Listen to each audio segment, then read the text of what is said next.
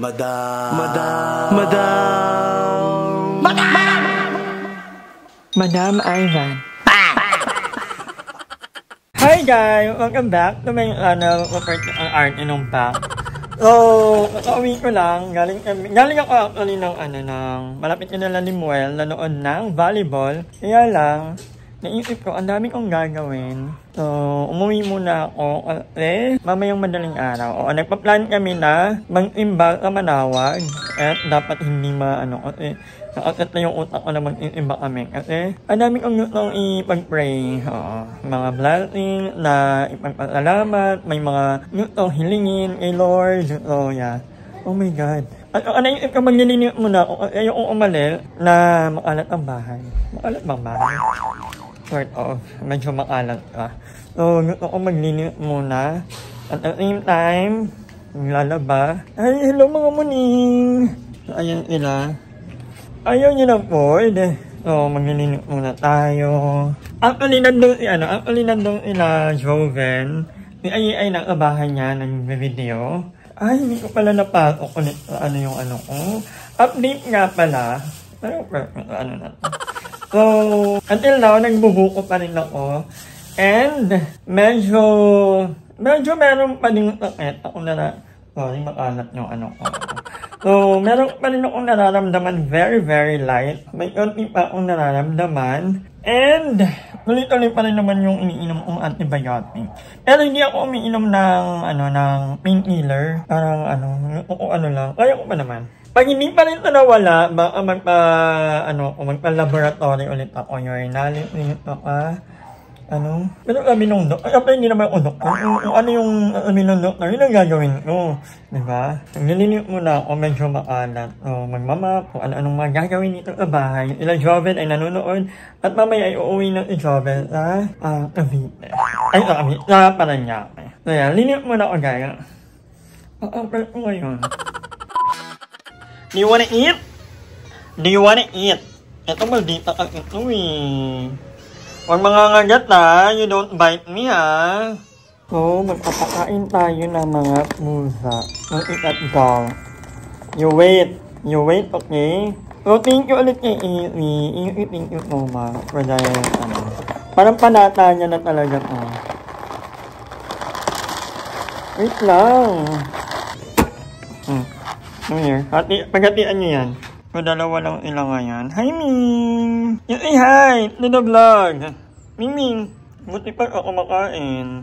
And gusto ko rin mag-thank you lahat ng mga nagme-message, mga nagbibigay ng tip para mapabilis ang aking paggaling. Thank you so much. Kanila Donwayne, kay Ate Tala. Thank you so much. So, ngayon ko na-realize, hindi naman, parang dati ko pa naman na, pero pag kasi, pag wala akong dinadamdam, parang ito yung reality ng natin na, pag wala kang nararamdaman, hala, sige, inom ng coke, huwag magtubig, kumain ng although, ngayon, parang naramdaman ko na yung paniningil ng katawan ko. At parang pinukpok ako sa ulo na, hey, hindi na ako bumabata. 35. Bata pa rin naman ang 35, pero hindi na rin ganun ka bata.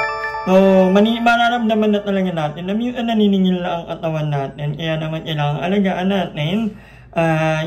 Kahit sabihin na mahilig ako sa isda, mahilig ako maggulay, bawi naman ako sa pagtukok at sa pagkain ng pansit canton o noodle. Ewan ka ba, favorite ko pa naman yung canton. Lalo na pag may kanin. Yan, favorite. Parang comfort food ko yan. Spaghetti, canton, noodle.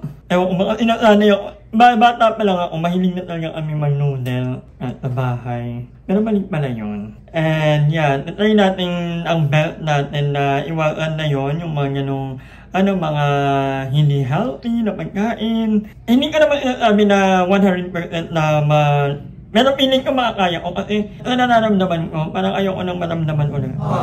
So sabi ko hindi na talaga ako mag-noodle canton once a month or twice a month. Hindi talaga yung aim na araw-arawin. And pagdating naman sa alak, hindi naman ako nag-aalak ng gaya. Hindi kagaya nung dati talaga na may araw na hindi ako makatulog, hindi ako nakainom. Naka-borderline na ako ng pagiging alcoholic dati. Sabi ko konting-konti na paparehab na ako. Pero dumating yung point, napapagod ka rin pala talaga. So ako, mahilig na lang ako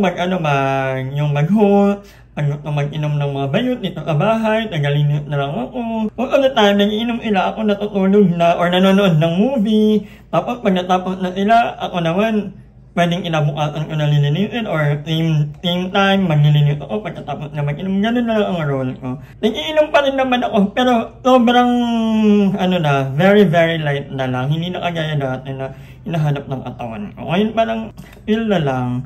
At nakabawat yung tenses ko. Dati, sa pinakamagastos ako.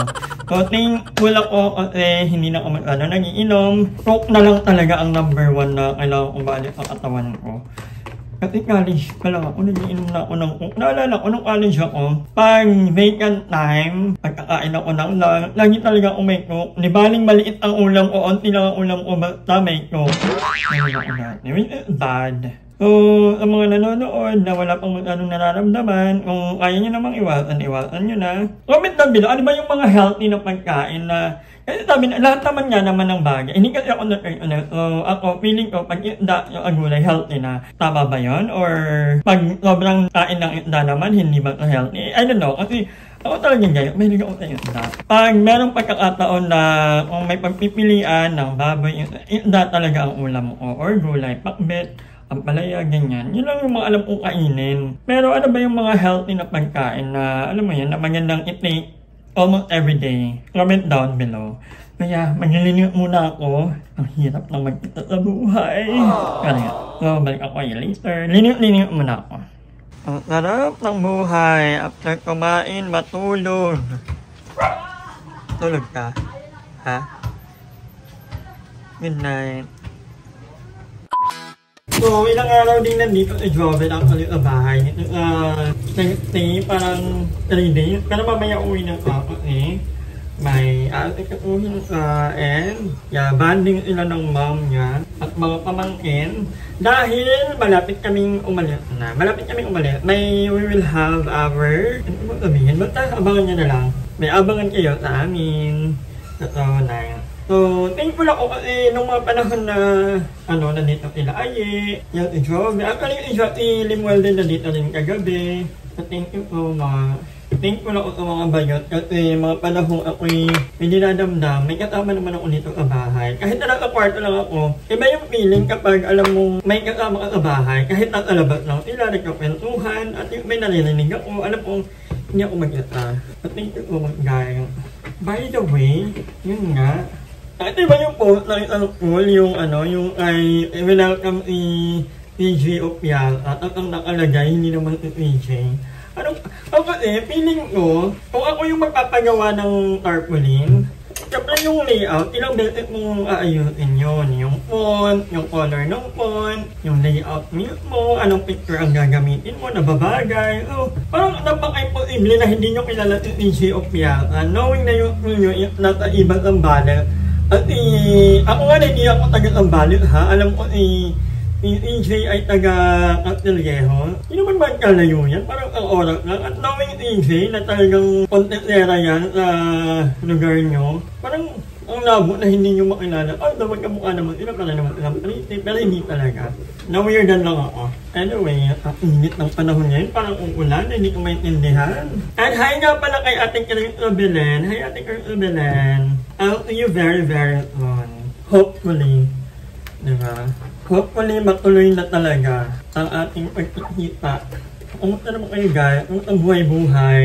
Sino dito ang mga 30-year-old pataas? Anong mga nararamdaman sa katawan? Ako, meron pa rin talaga. Pero lately ang mga kinakain ko, ko. Ay, kumain ako kanina ng tinolang manok. Nag-isda rin kami ni Mother kanina. Thank you nga pala kay Mother Ethan. I think hindi ko man nasasabi sa vlog, pero sobrang thankful ako kay Mother Ethan dahil tinatamahan niya ako. Kapag yung may time talaga na gusto mo ng kasama, diba? So, thank you Mother Ethan, pinagdadrive niya ako pag bumibili kami ng buko. Kasi minsan masakit talaga pa. Ito po nga yung kapatid ko kaninang babae. Inakamusta ako ni Mama, hindi po pala nalalap na yung si Mama ko. Ilang araw na yung message niya. Akala niya na-hospital ako. Hindi ako na-hospital. Sabi ko kapatid ko. Parang ka na mag-relay. Nahiya ako mag-reply kay Mama ko. Ayan. Ayan. Nakakot galing mo yan. Kakakain ng mga unhealthy food. So, no worries, I'm okay. And hopefully, magtuloy-tuloy na ang aking, and baka mag-Baguio rin pala kami kaya. I don't know, Baguio talaga. Well, medyo malapit na kasi ang Baguio. Kaya mo unin ang Baguio ng 5 hours. So, ay ba talaga ang Baguio din?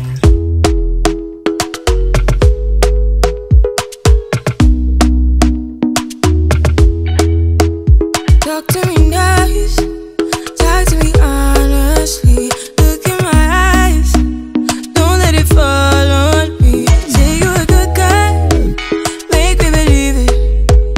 Don't wanna hear it, I wanna see it. See how rewind, when we rewind, feels so nice.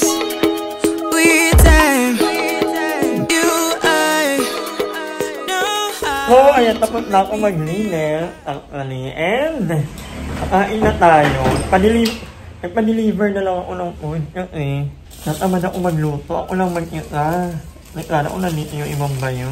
Pero may natira pa pala akong tinolang manok. So, pwede ko pang inipin yan.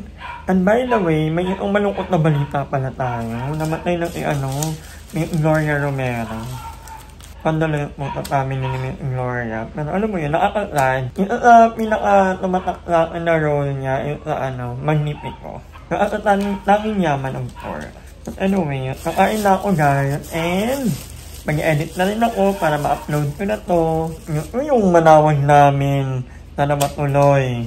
But anyway, yun lang naman ang ating vlog for today. Maraming salamat sa panonood. And again, thank you lahat ng mga nagme-message, lahat ng mga nakakasama kong mga bayot. Ayan, ila GM, nakalimutan ko i-mention kanina, si Marral, o pangangamuta. Maraming salamat. And yeah, I will see you on my next vlog, guys. Bye-bye. Ingat kayo.